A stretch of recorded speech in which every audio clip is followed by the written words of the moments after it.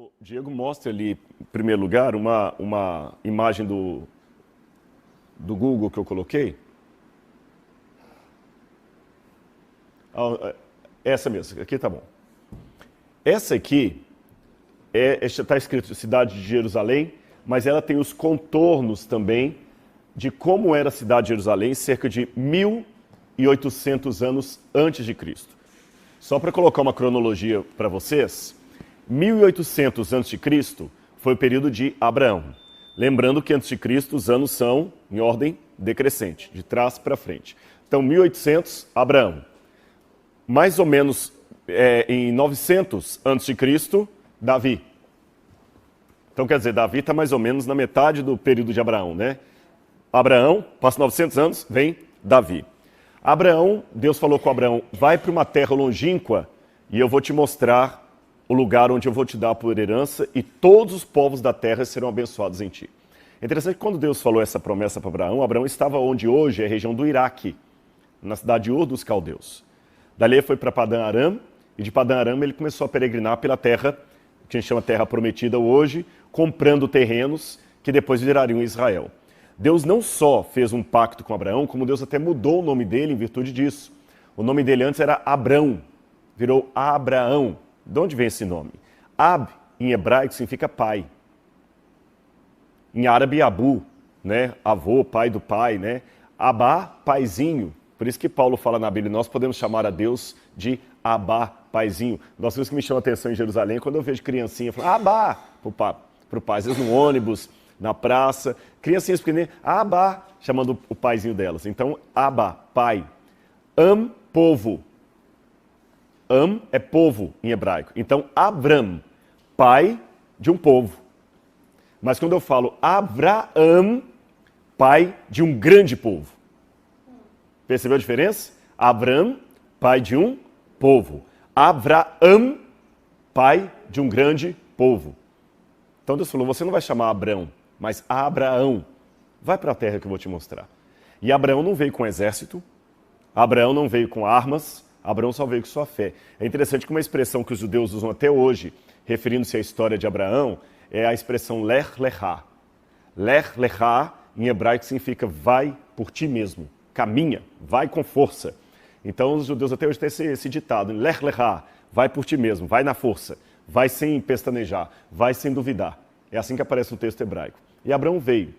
E embora é interessante que Abraão, foi o primeiro hebreu, que ele é o pai do povo de Israel, mas havia outras pessoas aqui já na terra de Canaã que adoravam o Deus verdadeiro, o mesmo Deus de Abraão, mesmo não sendo hebreus.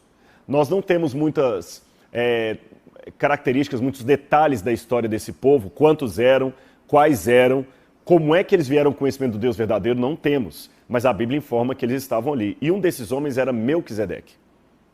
Melquisedeque.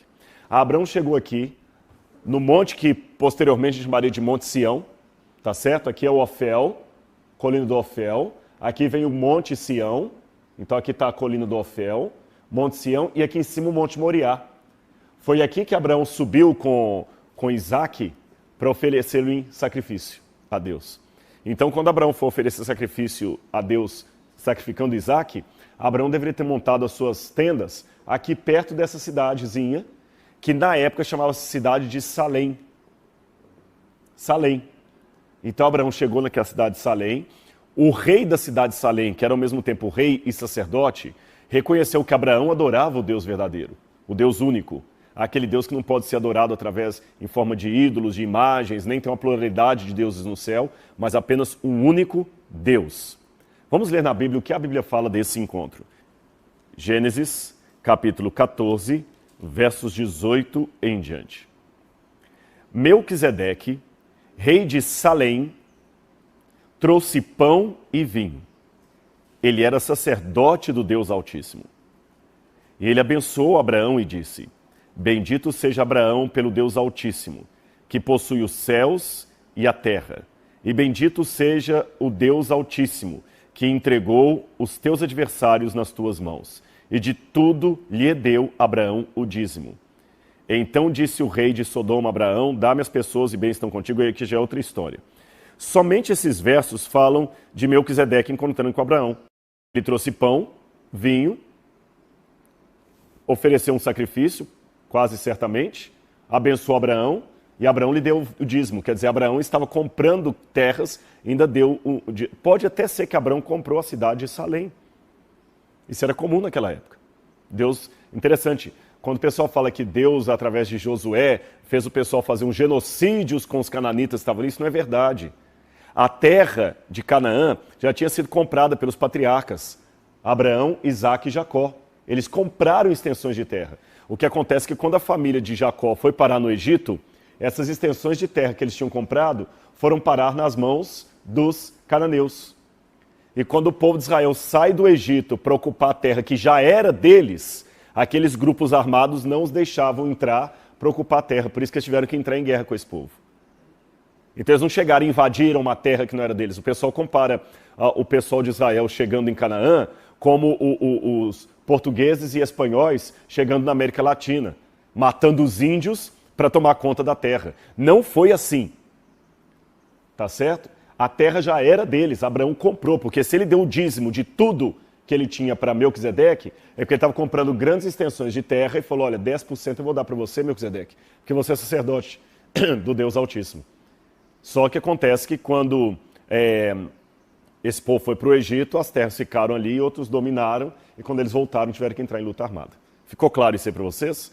Agora, que pena que não temos muito mais sobre Melquisedeque, mas nós temos um achado arqueológico que eu quero mostrar para vocês.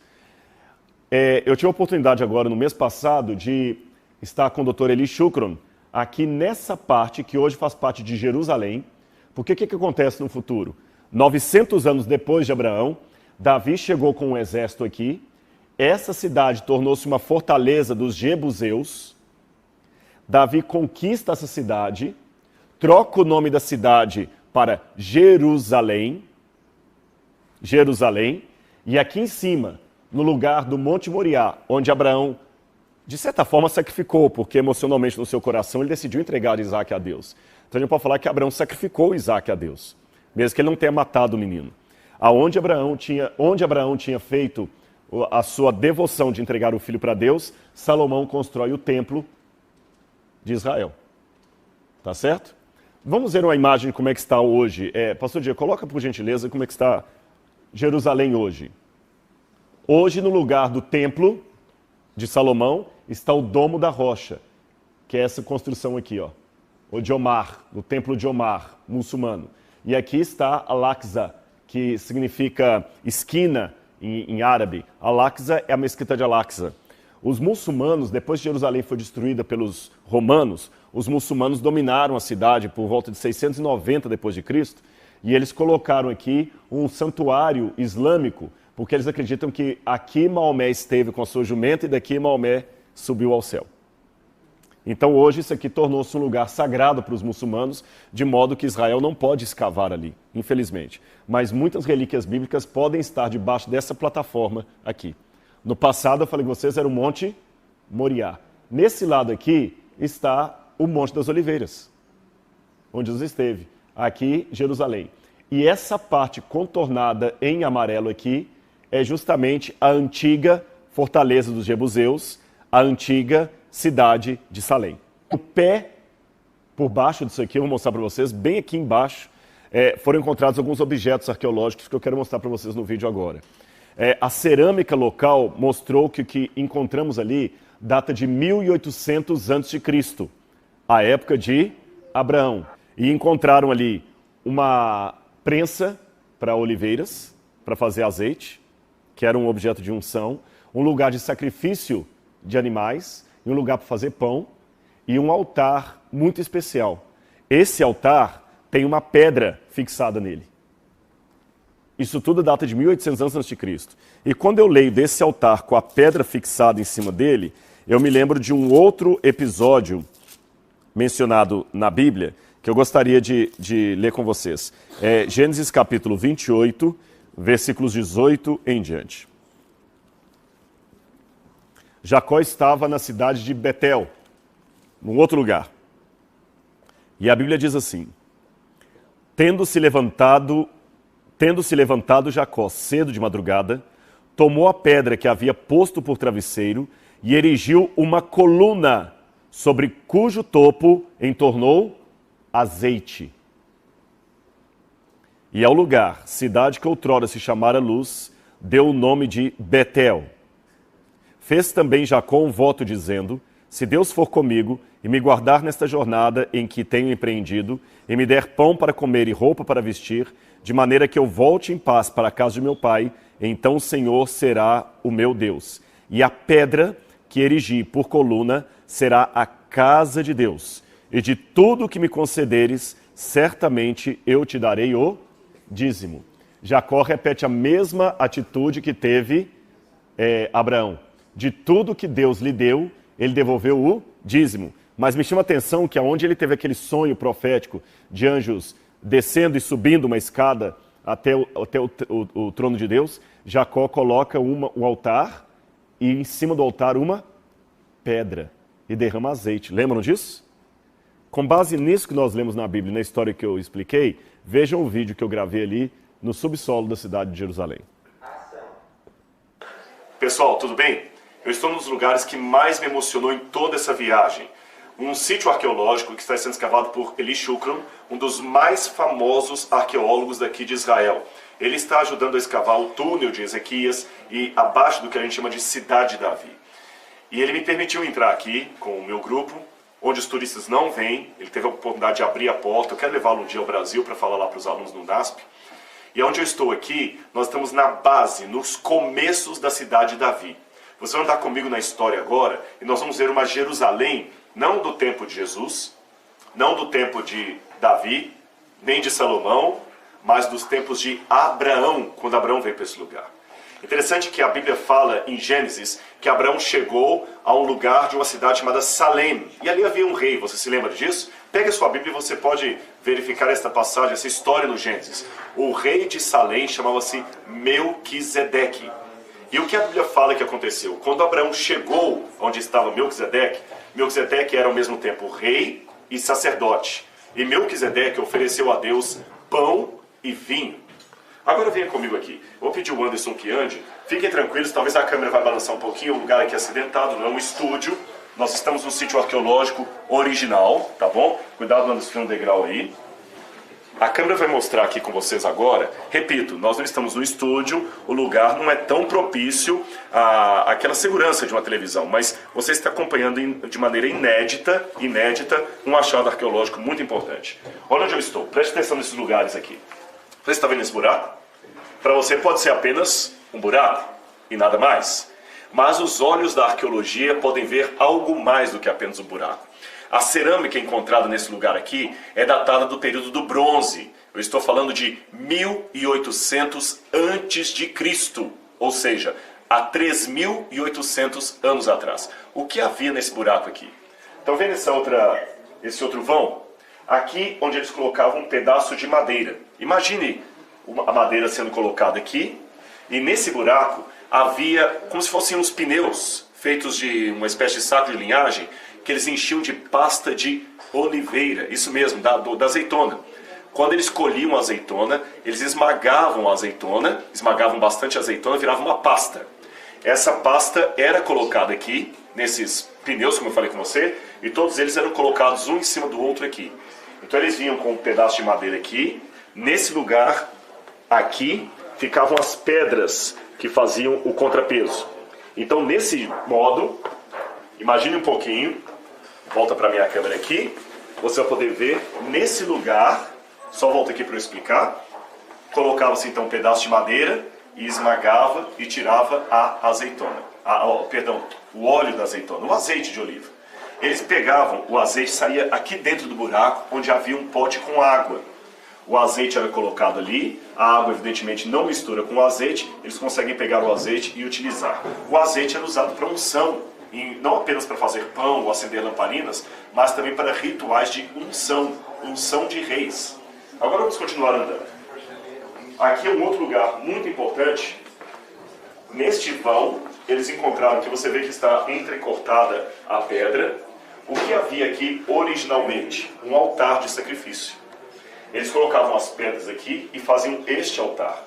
Vocês estão vendo um buraco aqui? Onde havia um lugar para se lavar, para preparar o altar. E este vão que você está vendo aqui, quem você deduz que é? Consegue imaginar? Este vão aqui era onde o sangue do animal escorria. Então imagina o que eles faziam. Eles traziam o animal degolado, ele era degolado numa outra sala ali, eles preparavam a carne deste animal e jogavam aqui no altar. E aqui eles queimavam a carne do animal, com o azeite misturado, sangue e tudo mais. E o sangue corria por aqui. Então, nesse lugar onde eu estou, sacrifícios ao Deus único foram feitos cerca de 1800 anos antes de Cristo. E por que eu digo que eram sacrifícios feitos ao Deus único? Porque a arqueologia mostra que o tipo de ritual de sacrifício que era feito aqui é muito semelhante àqueles que Deus vai prescrever para Moisés. Agora, curioso, quando eu estou falando do tempo de Abraão, 1800 a.C., e que aqui era Melquisedeque, uma coisa que nos faz pensar é que Abraão foi chamado por Deus porque, diferente do paganismo da sua época, Abraão adorava a um único Deus, correto? Mas a Bíblia fala que existiam outras pessoas, além de Abraão, que também adoravam um único Deus. Um deles era Melquisedeque. Agora, curioso que, através de Moisés, dos escritos de Moisés e dos demais profetas do Antigo Testamento, nós temos a Bíblia contando a história de Abraão. Eu posso dizer que nós temos, então, a Bíblia de Abraão. Nós temos a Bíblia de Moisés. Mas não temos a Bíblia de Melquisedeque. Mas o livro de Gênesis me revela que Melquisedeque adorava o Deus único e verdadeiro, o mesmo Deus de Abraão. Então, raciocine comigo. Qual seria a Bíblia de Melquisedeque? As pedras, o que a arqueologia deixou. Nós podemos trabalhar com uma alta possibilidade arqueológica que este foi o exato lugar aonde Abraão se encontrou com Melquisedeque e eles ofereceram um sacrifício ao Senhor. Entendeu por que eu fiquei emocionado? Este lugar onde eu estou é o mais antigo registro arqueológico do culto monoteísta, do culto ao único Deus, 1800 anos antes de Cristo. Mas há mais um cômodo que eu quero mostrar para vocês. Vou pedir o Anderson que venha comigo. Há outras pessoas visitando aqui. Não se preocupe se vazar algum som. Como eu falei, nós não estamos no estúdio. Nós estamos num lugar arqueológico. Só precisa de iluminação. Eu vou tentar pegar aqui com o Dr. Chuck uma lanterna. The light, please. Eu vou pegar com ele. Nós vamos filmar aqui. Só um pouquinho.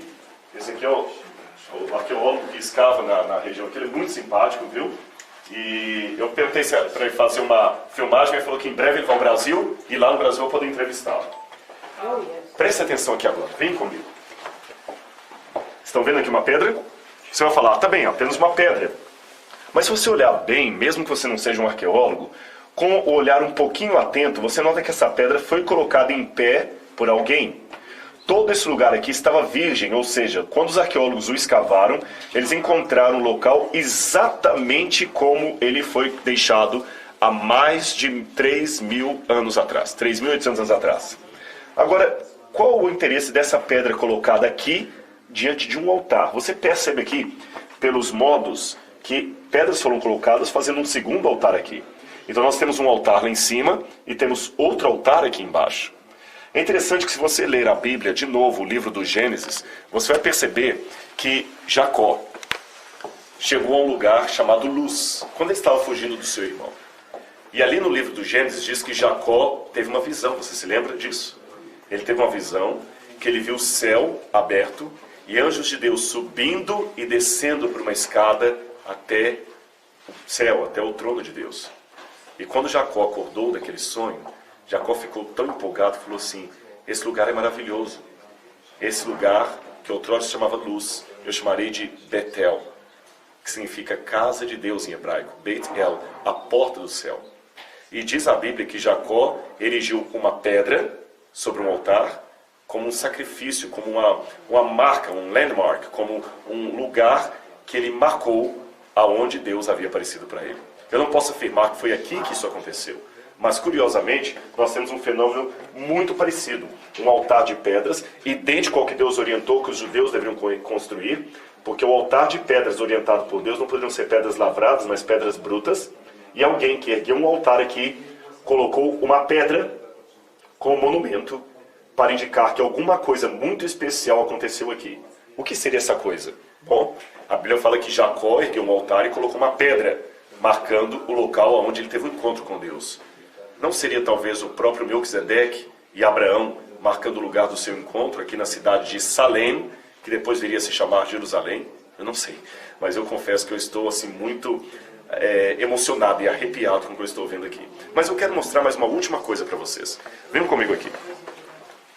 Já que vocês não podem vir a Israel, vocês estão tendo a oportunidade de conhecer o local como era naquela época. Já que eu não posso, eu pedi ao Dr. Shukran, já que eu não posso trazer todos aqui, eu vou levar um pedacinho desse lugar aqui. Essas marcas que estão no chão aqui são muito especiais.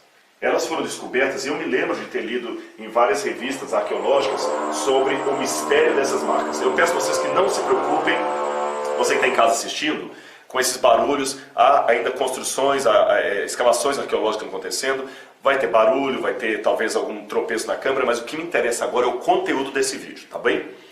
Eu me lembro de ter visto essas marcas aqui, e quando eu li os artigos arqueológicos sobre essas marcas, que vocês estão vendo aqui, colocou como sendo um mistério. Perguntaram, será que algum tipo de escrita, algum tipo de letra antiga? O Dr. Shukran tem uma opinião que faz sentido. Ele presume que aqui era onde o animal era pendurado, porque o sacrifício era feito como? O animal primeiro era degolado, o sacerdote pronunciava uma bênção sobre o animal, vamos por partes, ele colocava as mãos e falava Baruch atah Adonai e abençoava o animal com alguma bênção. Baruch atah Adonai significa que o Senhor te abençoe. Depois que, ou bendito seja Deus, melhor dizendo, depois que o animal era abençoado, ele era degolado. Uma vez degolado, o seu sangue era tirado e o animal era pendurado aqui para que a sua pele fosse tirada. A pele era entregue ao sacerdote e a carne era levada para aquele lugar para ser sacrificada. Então aqui o animal era colocado e lá ele era sacrificado. E você tem mais um buraco aqui que me chama a atenção. Tantos buracos, não é mesmo? Mas esse aqui é diferente daquele anterior. Vou pedir ao Anderson que venha mais de perto aqui. Ele é diferente daqui. Se você olhar bem, esse buraco aqui não tem a marca na parede para colocar uma madeira. Então não era para prensa de oliveiras, de azeitona. Aqui era para trigo, para pão. Olhem bem os elementos que nós temos aqui. Pão, azeite, água, sacrifício. Isso tudo não lembra para você justamente os elementos que aparecem no Gênesis, conectados ao encontro entre Abraão e Melquisedeque? E o interessante é que aquele texto, tanto de Jacó com relação ao sonho, como o texto de Abraão na promessa do Senhor ao patriarca, diz: em ti serão abençoados todos os povos do mundo. Eu não sou judeu, mas pela fé eu também faço parte da bênção de Abraão. Eu também sou abençoado e sou espiritualmente um filho de Abraão. Eu e você. Amém. E tem mais uma última coisa que eu não posso deixar de contar. Eu não posso provar isso, mas existe uma possibilidade arqueológica de que a Arca do Concerto esteve aqui. Sabe por quê? A Bíblia fala que a Arca da Aliança foi colocada primeiro numa tenda que acompanhava o povo por Israel. Você se lembra disso, o santuário. Esse santuário acompanhava o povo, era montado, desmontado, e ele foi finalmente montado em Siló. Mas os filisteus destruíram aquele santuário, roubaram a arca, levaram para a terra dos filisteus, depois a arca foi recuperada por Davi. E a Bíblia fala que Davi trouxe a arca até a sua cidade, armou uma tenda, justamente uma tenda, no lugar onde havia sacrifício. Eles davam 7 passos, paravam e faziam sacrifício. Outros passos e faziam sacrifício. Possivelmente a arca foi colocada nesse lugar e aqui foi armada a tenda, porque havia todo o ambiente para o cerimonial desde a época de Melquisedeque, ainda perdurando no tempo de Davi, quando ele conquistou a cidade dos Jebuseus. A arca esteve aqui, Davi queria construir o templo, Deus não permitiu. Salomão constrói um templo então lá em cima, onde hoje está o Domo da Rocha, e a arca é transferida daqui para lá. Se você ler os detalhes da Bíblia, você vai ver que tudo encaixa perfeitamente. Inclusive, que aqui possivelmente foi o lugar onde Salomão foi ungido. Pessoal, milhares de anos nos cercam. Séculos e séculos estão atrás de mim. Mas não de uma história qualquer, não de uma história secular, mas da história sagrada, a história da redenção. Uma história que começou com o chamado de um homem da Mesopotâmia para cá chamado Abraão. Um chamado que começou com a apresentação e revelação do único Deus, o Eu Sou. Aquele que acompanhou os patriarcas, aquele que orientou a Bíblia, aquele que inspirou os profetas a escreverem a sua palavra e aquele que até hoje, em pleno século XXI, ainda pode falar com cada um de nós numa oração. Porque orar é abrir o coração a Deus como um amigo. Nós oramos aqui e eu fiquei muito emocionado, porque a história que a Bíblia conta pode ser confirmada pela arqueologia, não em todos os detalhes, é claro, mas pelo menos nas suas linhas principais. E se essa história está certa, a teologia que se baseia nela também está correta. E a mesma Bíblia que contou a história de Abraão, Melquisedeque, Jacó, diz que em Abraão todos os povos do mundo serão abençoados. Isso inclui a mim e a você. Basta aceitar o sacrifício que foi oferecido pelo Filho de Deus, o maior dos sacrifícios, aquele do qual todos os demais são apenas uma simbologia. Daqui da cidade de Davi, dos pés de Jerusalém, de um sítio arqueológico ainda em exploração, eu mando a minha bênção e a minha paz a todos vocês. Um grande abraço.